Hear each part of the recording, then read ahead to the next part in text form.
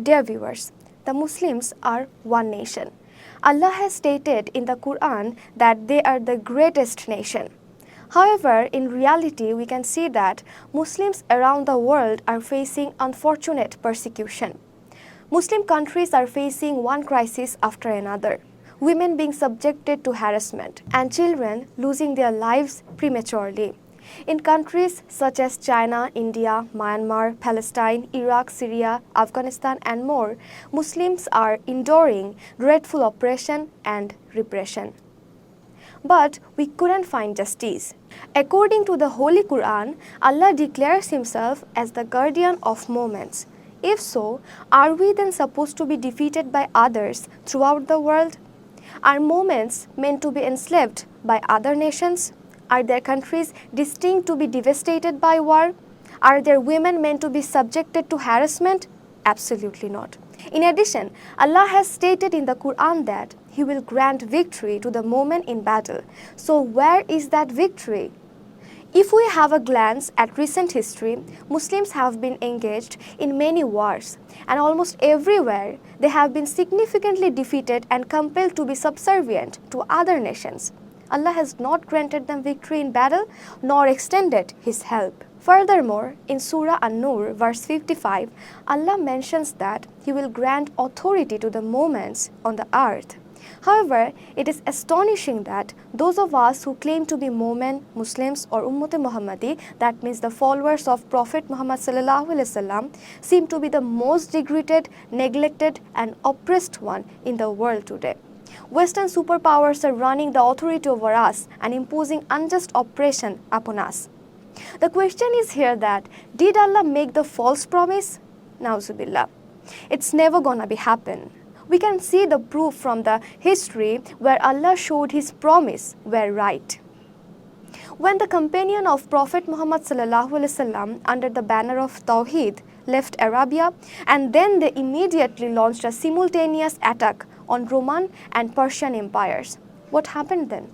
Allah provided unimaginable assistance to the Mu'min and granted victory in every battle. Within just a few years, He handed over the authority of this world to this nation.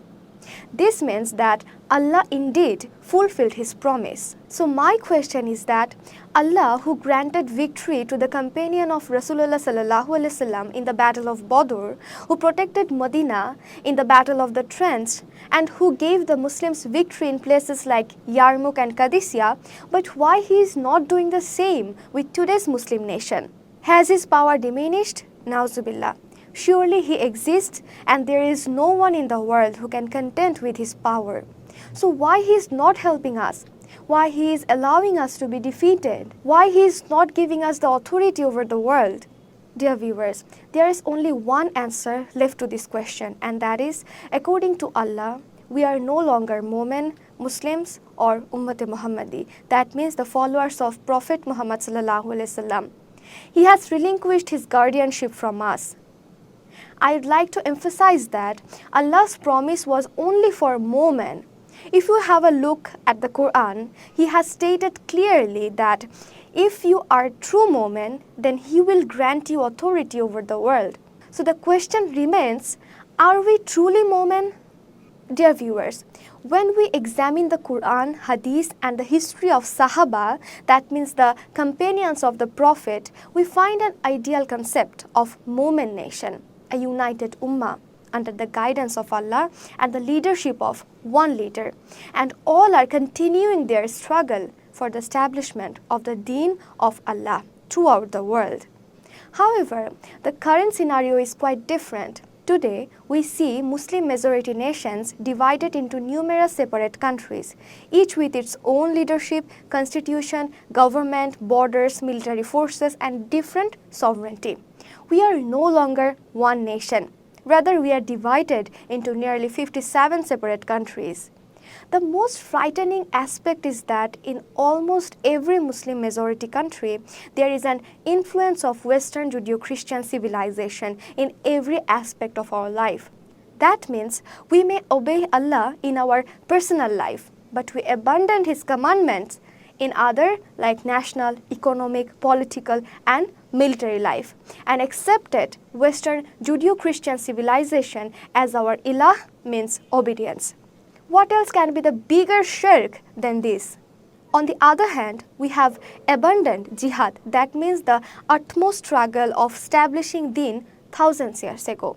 Instead, our alims and scholars taught us jihad against self, that means the jihad al-nafs is greater jihad, that means jihad al-akbar. And what was the outcome of that act?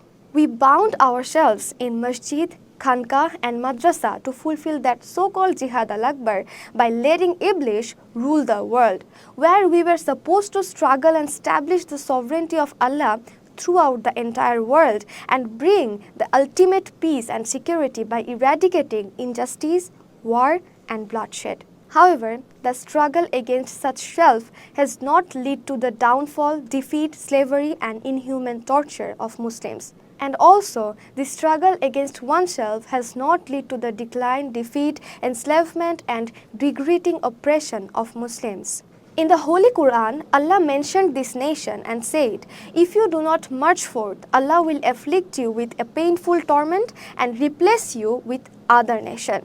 Dear viewers, when this nation abandoned jihad, its fate was sealed. Firstly, they distanced themselves from being true mu'min, and secondly, they were subjected to heinous punishment.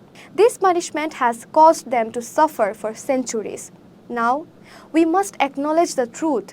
We are no longer mu'min, Muslim or Muhammadi according to Allah.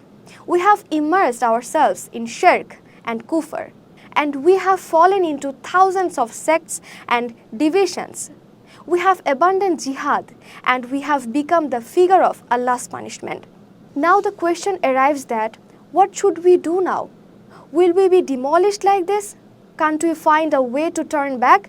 Is there no solution left?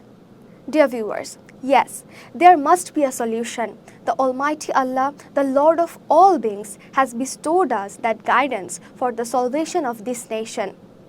This is the path Hezbut Tawheed is calling to. Already our message has spread nationwide and gathered huge response. Inshallah, this call will soon spread all over the world and millions of people will be united again. Again there will be Mu'min, Muslim and Muhammadi. For more details on this matter will be coming soon, inshallah. However, for today, that's all. May Allah protect you, peace be upon you, and may the mercy and blessings of Allah be with you. Allah Hafiz. Assalamu alaikum.